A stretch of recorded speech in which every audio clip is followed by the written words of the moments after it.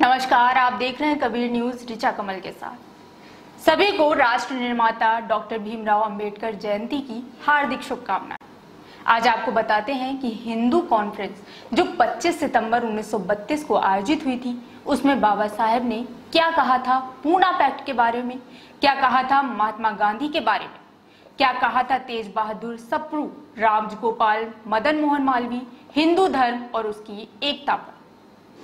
उन्होंने कहा, मेरा विश्वास है कि यदि मैं यह कहूं तो इसमें कोई अतिशयोक्ति नहीं है कि पिछले कुछ दिनों से जिस प्रकार से धर्म संकट में पड़ा रहा हूं, इस प्रकार के धर्म संकट में कोई दूसरा आदमी नहीं पड़ा रहा होगा। मैं असाधारण कठिन परिस्थितियों में से गुजरा हूं। मुझे दो बातों में से एक का चुनाव करना था। एक ओर भारत के महान व्यक्ति के जीवन को बचाने की समस्या थी, दूसरी ओर अपने अल्प सामर्थ्य के अनुसार जिस वर्ग के हितों और स्वार्थों के संरक्षण का सवाल था। मुझे ये कहते हुए प्रसन्नता हो रही है कि हम सब के सहयोग से एक ऐसा हल निकाला जा सका है कि महात्मा गांधी के प्राण भी बच गए हैं और भविष्य के लिए दलित वर्ग के हितों को संरक्षण भी मिल गया है। मैं समझता हूं कि इस सारे प्रकरण में इस हल का बहुत सा श्रेय स्वयं महात्मा गांधी को जाता है। मुझे स्वीकार करना चाहिए कि मुझे आश्चर्य हुआ जब मैं उनसे मिला और मैंने पाया कि हम दोनों की मान्यताओं में कितनी बातें समान हैं।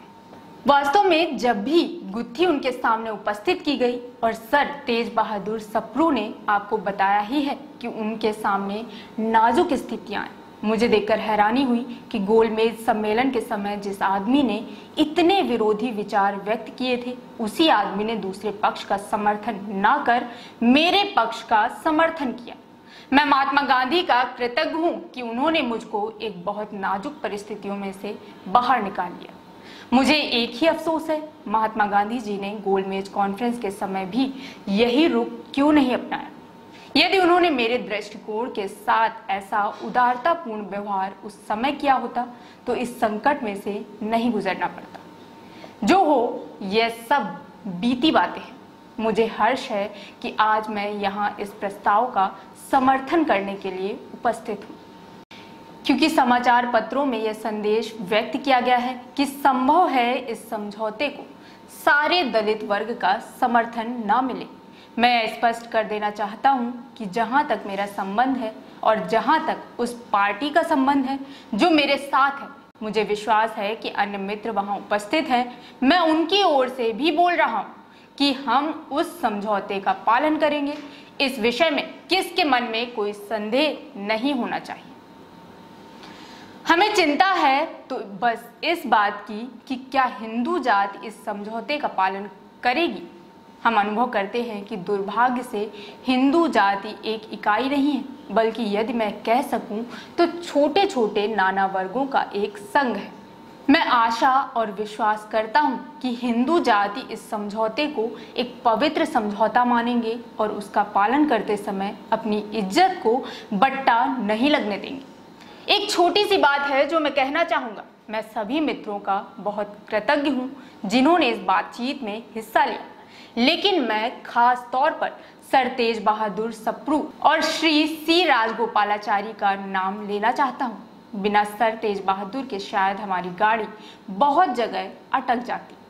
मुझे गोलमेज कॉन्फ्रेंस के समय गत 2 वर्षों में उनके बारे में जो कुछ अनुभव हुआ, उसके कारण मुझे यह स्वीकार करना पड़ता है कि यदि भारत में कोई आदमी है जो सांप्रदायिकता से ऊपर है तो वह सर तेज बहादुर सप्रू हैं।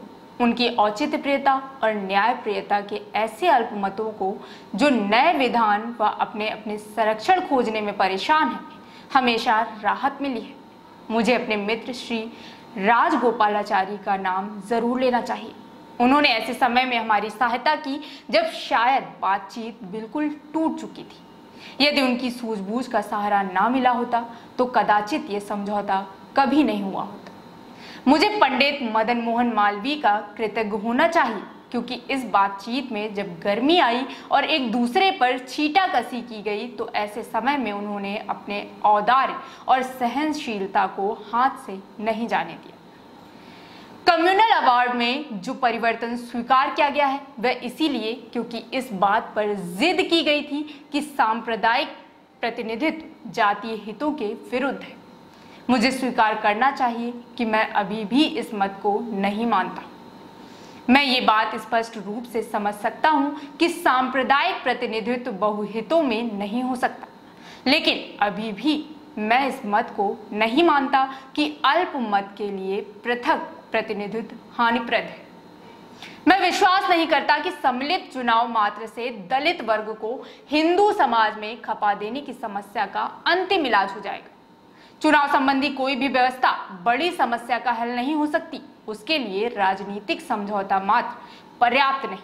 जब तक दलित वर्ग अज्ञानता के गड्ढे में गिरा था, उसमें आत्मसम्मान की भावना नहीं जागी थी, तब तक उनके लिए संभव था कि हिंदू कानूनों ने उनके लिए समाज में जो दर्जा तय किया वे उसे ही स्वीकार कर लें।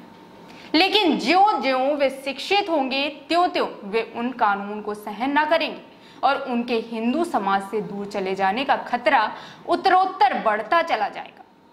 मैं आपसे प्रार्थना करता हूं कि आप इस बात को नहीं भूलें और इस विषय में जो भी करना है अवश्य करें।